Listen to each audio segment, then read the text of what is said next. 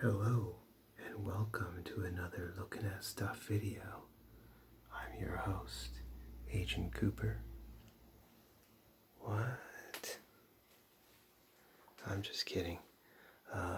What we're looking at today is not going to be Twin Peaks related at all.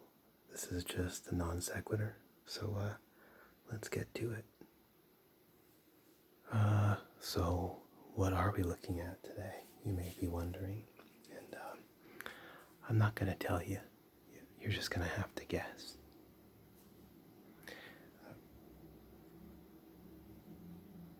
Just kidding. We're looking at old-timey product booklets. Superpowers. Voltron.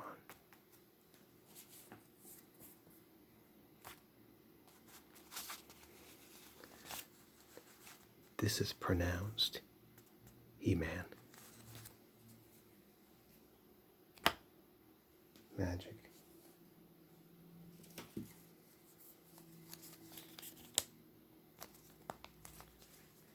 Ninja Turtles. And of course, Captain Power. So, where do you suppose did these product booklets come from? They came from my childhood, and somehow I didn't lose them. I had, as you might imagine, many, many more. They were stored in a basement, and the basement flooded. Somehow these survived, and since I found them again, I figure it might be fun to look through them. So here we see He-Man in loving embrace with his reptile friend, and the best men are in the background. I think this is a wedding ceremony, actually. So this is from a later product line of He-Man. 1986. And I think the original was, what? The original was 84, 83? I don't know. But this was the later products, the snake characters. So, and I had both of these figures. I still have them. They're just, unfortunately, my dogs, when I was a kid, made short work of them. So he has a lever on the back. When you push it up, snakes come out of his eyes and mouth and kind of flap down from his chest. You can see them. And they got chewed off. And this guy has these, this was one of my favorites when I was a kid. He has these long arms like anacondas. And his body's actually just a tube, and his arms are one really long arm with fists on both ends. Get your mind out of the gutter. This was a child's toy full of innocence and purity and snakes. And you could just pull it from one end to the other and make one arm really short and one really long. Or they can both be equal length and he's perfectly symmetrical, and he lives a happy life that way. But anyway, Revenge of the Snake Man. This is a little comic book that would come with your He-Man figures. And I am quite sure I never bothered to read these ever. And, I don't want to break with tradition, but we do learn the names of these characters. Snakeface and Tanglor. I'm assuming the one with the long arms is Tanglor, and the one with snakes that come out of his face is Snakeface. You're just gonna go out on a limb there. And this guy had him too. He was like the Snake King, and man, he was a cool figure because he was like, he looked like a normal dude and stuff, but then you can like break him apart, like he comes in apart and he has a seam down the middle and you can pull him apart, and inside is like it's actually a snake.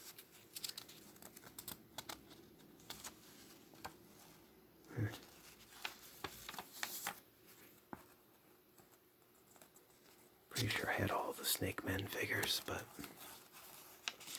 not anymore. They did not fare well. I also had the red one. I forget what he would do. Spit water or something. I don't know. I seem to recall him being hollow. I had this thing too. I don't know how he relates to the Snake characters. He was more of a robot. And he had like this thing, plunger, that would plug into his back. A little hole in his back. Almost like a little mini USB. And you push in on the plunger. And it makes him split in two. Still have him as well. But I believe he's also broken. Like this one, I still have this guy, and he's all chewed up. Like all of my coolest characters, my coolest figures are all chewed up. But then I'm stuck with like lame figures, like the guy who's a skunk. And but you know what? He still smells to this day. He doesn't smell like a skunk. He smells like cologne. A very nice cologne, actually. Anyway, the end. He-Man winks at you. That's how you know you're good. I had her, and I sold her on eBay for $30 back in like 2002. Imagine what she'd be worth today. Maybe less. I don't know. I haven't looked. Maybe Biden ruined the economy for He-Man figures because he's so cool himself. I'm not going to get political.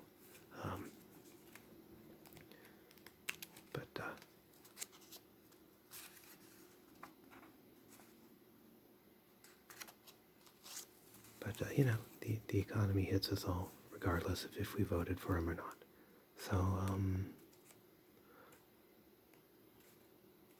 this was Superpowers Collection, Brainiac. And I assume, oh yeah, Kenner made these. So these were some superhero figures, DC. And I'm assuming I have this comic because I had the Brainiac figure. Normally, I remember my action figures because, like a lot of kids who are very creative, I wouldn't just play with them the way you're supposed to. I would turn them into completely new characters and create my own stories. And have them sometimes be good guys or bad guys depending on how I was feeling. I didn't judge them on their looks.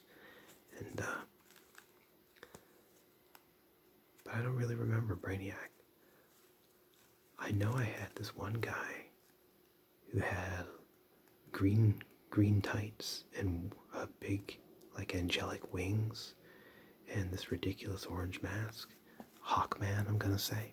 And I think he was the same series, but no.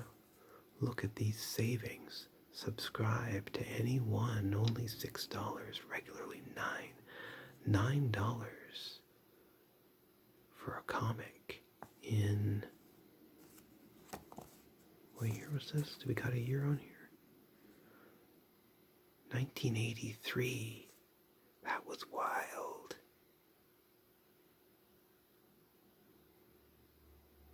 Or is that for the whole subscription? Oh, that was for the whole subscription. Well, I take it back. That's actually a good price. All right, well, what do we got in here? You can become a charter member of the fan club. Receive an official Superpowers charter membership certificate, an incredible color sticker, newsletter, deluxe patch, a color photo, and DC comic subscriptions at reduced rates. That was an obnoxious sound.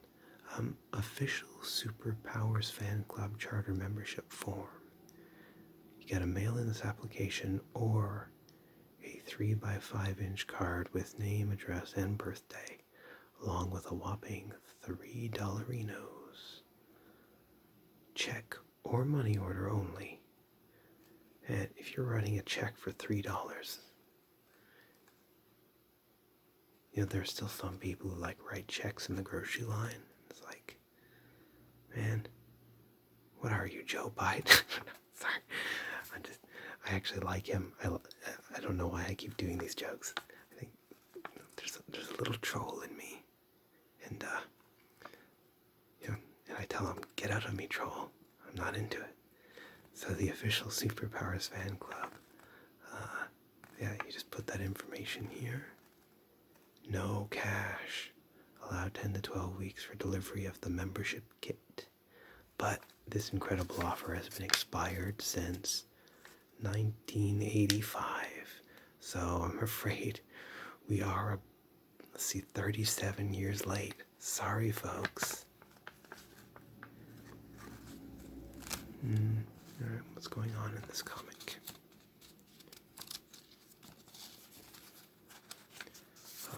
What's this blob thing? I think that's supposed to be Batman. Oh no, it's another cop. It's this hat. Superman and Batman.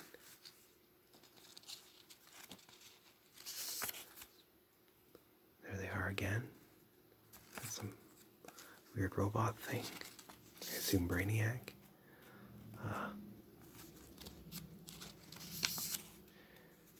Not a whole lot of Brainiac action considering the comic's named after him.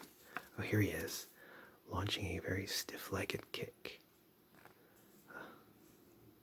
I'll destroy you, Batman. Utterly destroy you. Let's see how that works out for him. Yeah, he did. Alright. What's next? Oh, Voltron, Black Lion, the heart and soul of the Lion Force. Or, if you prefer, Le Lion Noir, le cœur et l'âme de l'équipe Lion Force. So,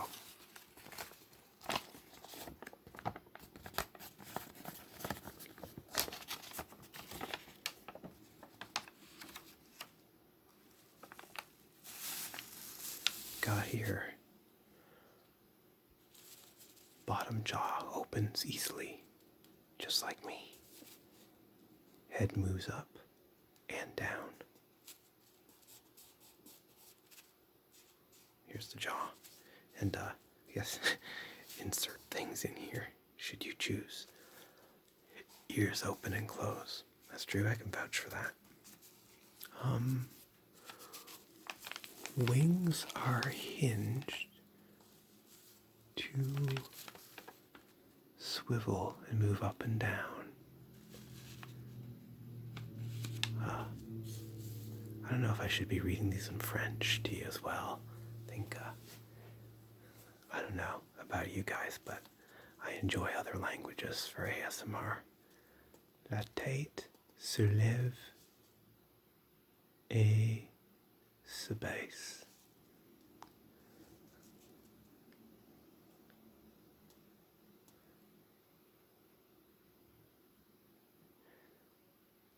Oh, jeez.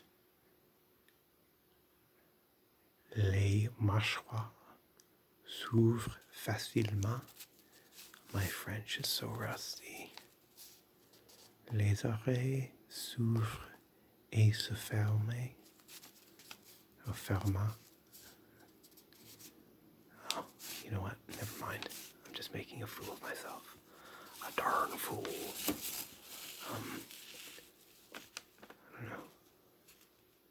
Secret cockpit in his belly opens to house Keith, the leader of the Voltron force. Figure sold separately. I do have Keith. I have Keith and Lance and Seth and the fat guy in yellow and the girl in pink. I don't remember their names. So I have them all, and I still have him. He's on a shelf in my library. I have the villains, the witch, the emperor, and the prince.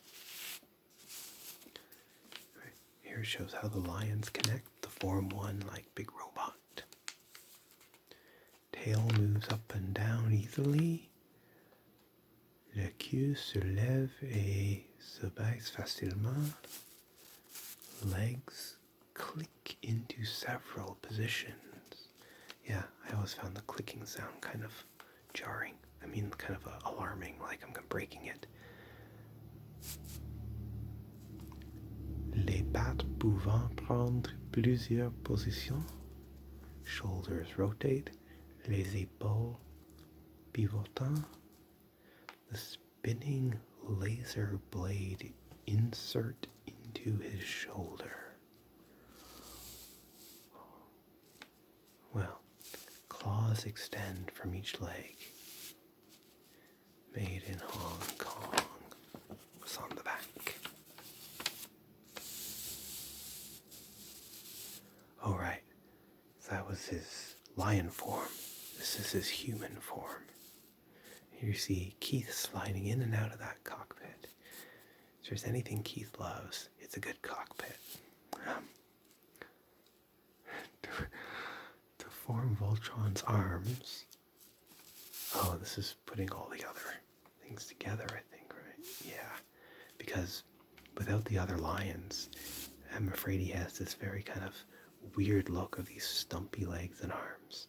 And of course you can still do some of the lion stuff, like fold out the legs, so he has these little chicken legs. And I never had any of the other lions, so I just made do with a very weird looking robot man. You know, he tried his best. So that's it, Voltron. And I never watched the Voltron cartoon. We just did not get it in Quebec.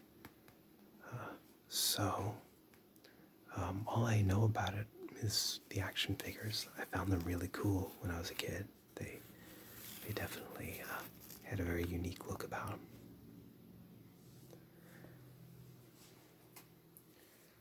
them. Next, Ninja Turtles. And I gotta tell you, out of all of my action figures, the Ninja Turtles was probably my favorite series of action figures. Like, yeah, I had a lot. I had G.I. Joes and He-Mans and what were those called again? Superpowers. I had those and other stuff, but the Turtles, those were the ones that I had to get. Those were the ones that I put on my Christmas wish list. I loved my Turtles figures, and I loved Turtles. Like, I remember one year they had Michelangelo, or it wasn't the real Michelangelo, it was just one of his helpers. It was like a guy in a very padded Michelangelo suit in the middle of the mall, and my mom took me to see him, and he was just randomly challenging kids to arm wrestling, and I got picked, and I was pulled on stage, and I was very nervous and shy, and I thought for sure I was going to lose, because, he was a grown man and a Ninja Turtle. So, but of course he made a show of, starting to beat me, and then he pretended to lose, and for beating him at arm wrestling, I won a plush Michelangelo, and it was the worst Ninja Turtles plush. Like, later they made a line of Ninja Turtles plushes that were extremely well made, and but the Michelangelo one was like 1.5 times the size of them, and he was like filled with like bulky hard styrofoam and poorly kind of sewn together. I don't know where he came from, but I was still very happy to have him. It meant a lot. And then another around the same time, but at a different mall in town. For a very small town, we had 2 malls, and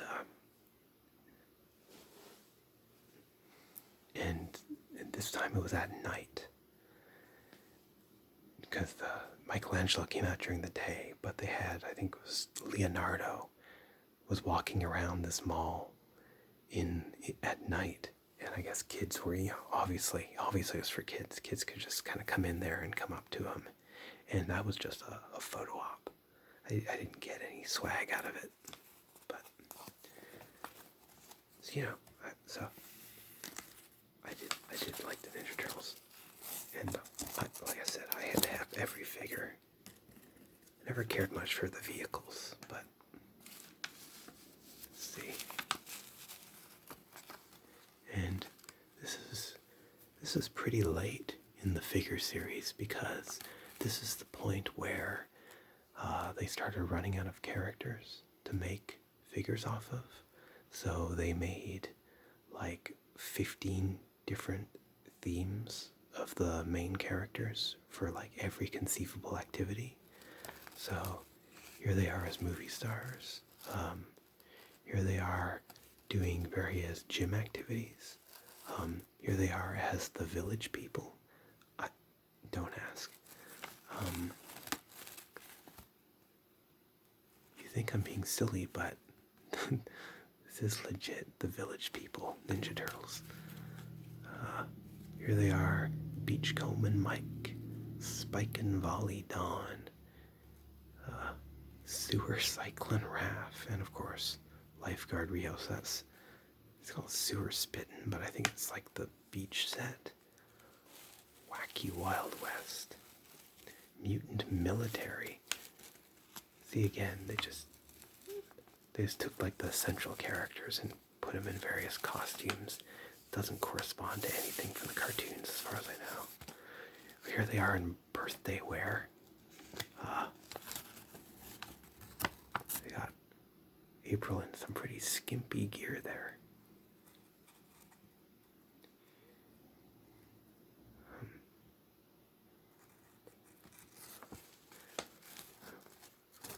Yeah, here's Michelangelo dressed as a clown.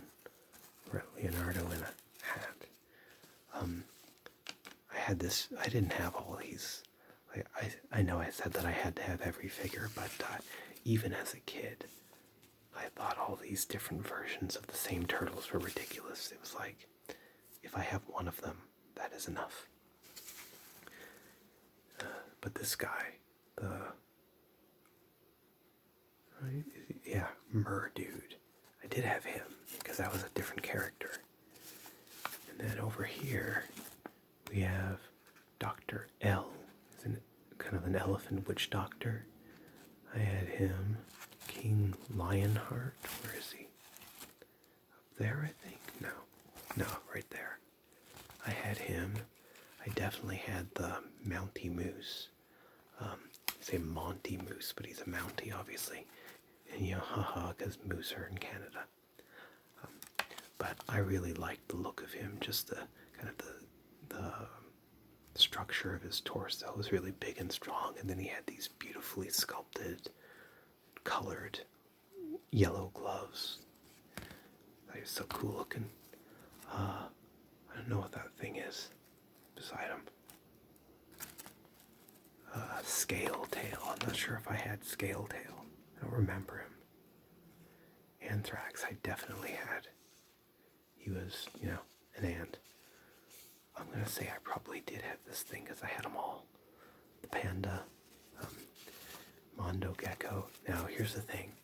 I don't know why, but for some reason with Ninja Turtles, there were always like one or two characters that were really hard to find. Like they had rarity levels.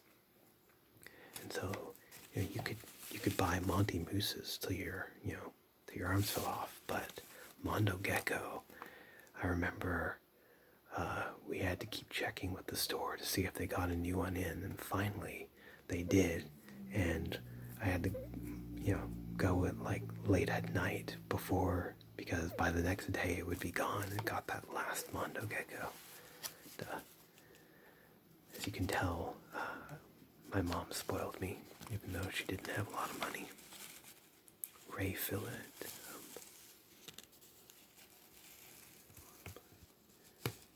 And then a bunch more villains.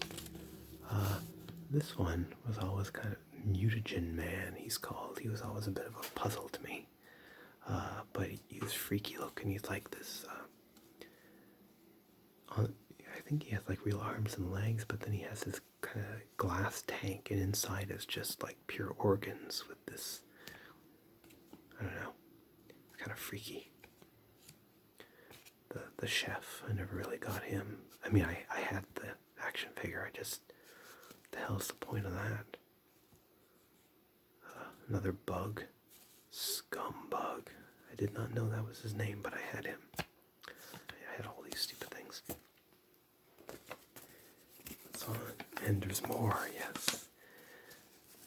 Oh, right. Unfortunately, I think I did have one of these. Very, very stupid. I think I may have had a few of them, actually. No, there was a waste of money. Vehicles. Again, did not much care for vehicles, so. This thing, however, the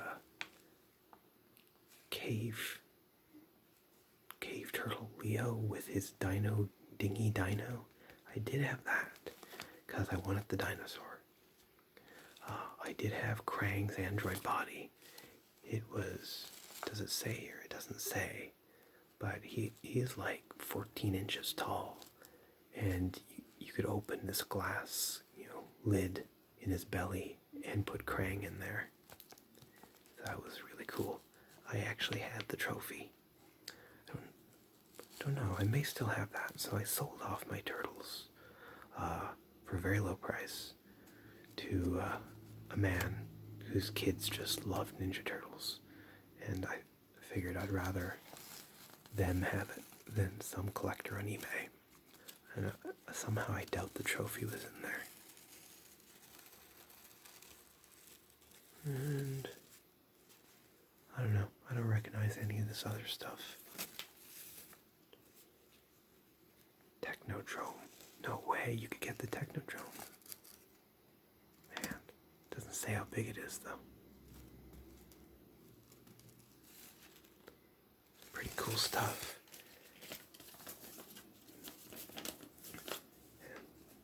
They made quite a fortune off those figures, didn't they? Oh wait, I didn't even look at what this is. Says Ninja Practice Pal. What does that mean? Like, are you supposed to, is it like a punching bag? What is it? My first Teenage Mutant Ninja Turtle. He's warm, he's wiggly, he's a mutant. He's warm, he's wiggly? What does that mean? Raph's Pizza Powered Power Shoot. Alright, turtle time is over. Magic the Gathering, Deckmaster.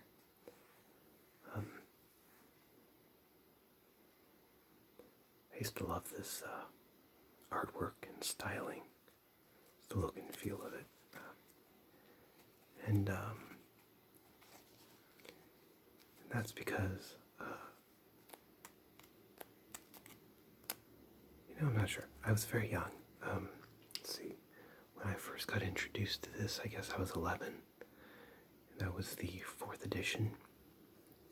And I started really collecting these to play with my friend. And I wasn't really into things like Dungeons and Dragons or any of that stuff. So I just liked it as a card game. I liked the artwork as well, and the rules, and the competitive nature of it. And so I played this for a few years, in my teenage years, into high school. And, didn't get, needless to say, I never got laid in high school, but I still had fun. And not really much to go through here, but I still have most of my cards. They're completely worthless now because, just for fun, I tried playing with a guy who collects the cards, plays the cards with the modern cards, and the cards from my day. Just do not stand a chance. They just kept getting more powerful. So, and my cards are all, like at least 20 years old. Some older. This was like, when I got out of Ninja Turtles, this was my next thing. Like, this was what I would get for Christmas, was the magic cards, and I'd get the books to see, strategy and stuff, and yeah.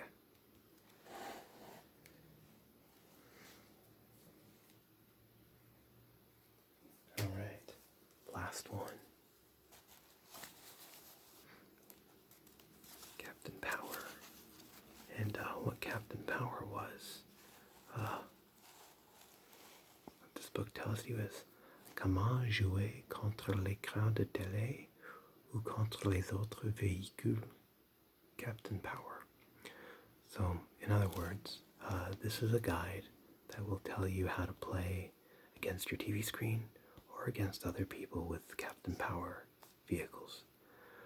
I did not know anybody else with a Captain Power vehicle, so I was stuck with playing against the TV screen. So you think, oh, here it is in English. Play against TV or other Captain Power vehicles. So, how do you play this against TV? Well, you may be thinking, oh, surely it had a cartridge. It went into your Nintendo or your Sega Master System or something. Not so. It came with a VHS tape. The VHS tape was, of course, the same every time, and events would happen on the screen, and you had a little shiny strip about like this, and it was pretty little hard and laminated, and it was reflective, mostly, and you stuck it on the front of your TV, and I guess it would reflect the infrared light that this thing would generate. You put batteries in it and pull the trigger, and it would shoot like an IR signal, and the idea was it would hit this little reflective patch on your TV and send the signal back to here. And I guess depending on how you hit, it would either register as success or fail or something. And presumably the tape would probably send signals as well. I don't know. I'm not sure if that's even possible. The TV could send an IR signal. All I know is there was this tape and the sticker. You'd shoot, and sometimes it was okay, and sometimes you'd get hit or something. And to be honest, I never liked it. Most of the time it didn't work. It didn't make much sense to me. The VHS tape was actually pretty boring. And, here you go. How do you check your score? During a TV battle, you can stop and check your power points level. Push the power check button, the jet will beep out the number of power points, which I assume is based on how many times you successfully hit that little patch.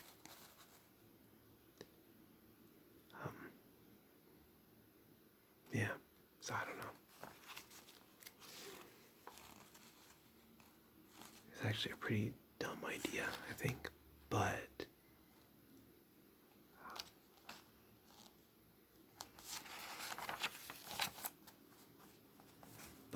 I still found the figures cool. Like Captain Power, it wasn't just this gun. Captain Power was an action figure, and he was like, he had this armor of gold, like this kind of sci-fi gold, and then there are other figures that came with the set, like his buddy, who is this like guy in silver armor with wings as attachments. And a totally random memory is my uncle worked at the Pepsi bottling plant in town, and for some reason we had to stop there and see him about something. And there was in the middle of the bottling plant, there was a rack filled with Captain Power action figures, and he just grabbed one off the rack and gave it to me. It was the guy with the wings. And that's super random. I'm not sure why. As far as I know, there was no connection between Captain Power and Pepsi, but, there it was. So, I hope you enjoyed that little trip down 80s childhood memories. I thank you for watching, and I do not have a pad to write on, so I can't do my usual thing. You know what? I'm committed. 1 second. Poof. Where did this come from? Magic of modern cinema. Like, smash it, mash it, tap it, however you like. Subscribe. And, say stuff. You can do that in the comments. I like hearing stuff. You don't just gotta look at stuff. We can also read stuff. Alright. Okay, thanks, bye.